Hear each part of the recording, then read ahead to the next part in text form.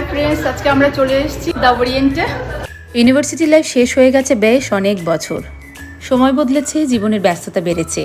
বেশ অনেক বছর পর আমরা ভার্সিটির সেই 4 বন্ধু একসাথে হব বলে আজ আমাদের এই রেস্টুরেন্টে আসা। বলতে পারেন একটা ছোটোখাটো আমাদের ফ্রেন্ডস রিইউনিয়ন।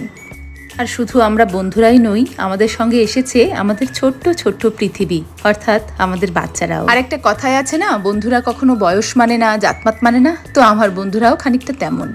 আমাদের আজকের আড্ডার জায়গাটা ছিল CC1-এর চাইনিজ রেস্টুরেন্ট, যেটা ছিল বেশ শান্ত নিরিবিলি। টেবিল ভর্তি ছিল নানা রকম চাইনিজ খাবারের item, potato, papaya, kimchi, cucumber সহ নানা ধরনের ভেজ, ননভেজ স্যালাড এবং খাবারের সমারোহ। স্টার্টারে ছিল fish, chicken, mushroom, potato, French fry সহ নানা রকম খাবার, যেটা আমাদের বাচ্চাদের ছিল বেশ পছন্দের।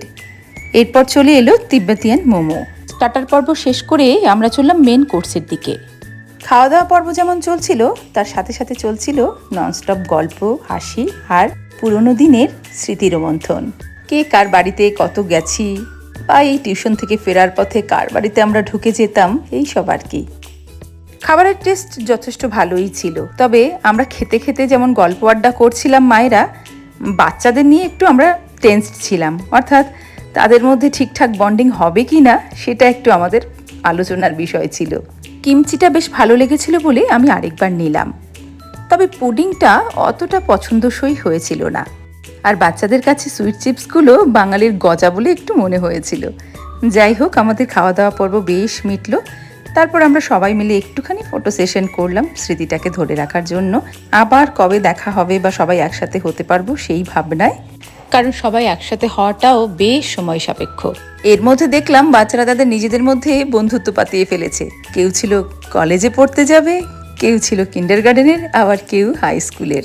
কিন্তু ওদের দেখে মনে হচ্ছিল না কেউ প্রথমবার ওদের সাথে দেখা হচ্ছে। সবাই বেশ একসাথে জুটে গেছে। এখন আর বাড়ি যেতে চাইছে না, বলছে আরো কিছুটা সময় আমরা একসাথে থাকবো। তাই ওদের নিয়ে যাওয়া হলো প্লে জোনে। আমাদের বন্ধুত্ব তো সেই কবে থেকেই ছিল, কিন্তু ওরাও যে নিজেদের মধ্যে বন্ধুত্ব পাতিয়ে ফেলতে পারবে এত তাড়াতাড়ি প্রথম দেখা, সেটা বেশ আনন্দের আমাদের জন্য।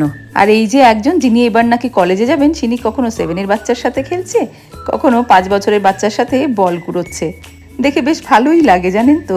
বাচ্চারা সব একসাথে হয়ে আনন্দ করলে আমাদের মাদের মনটা বেশ আনন্দে ভরে ওঠে। আর খেলাতে জিতে যদি এরকম ট্রফি পাওয়া যায়, তাহলে আর কথাই নেই। বাচ্চারা সব খেলছিল, কেউ দৌড়চ্ছিল, কেউ আনন্দ ছুটোছুটি করছিল। আমরা মায়েরা একটু বসে জিরিয়ে নিলাম তখন। আর সব শেষে সেই mandatory bye bye photo session, কারণ কিছু মুহূর্ত শুধু স্মৃতিতে নয়, ছবিতেও ধরে রাখতে হয়।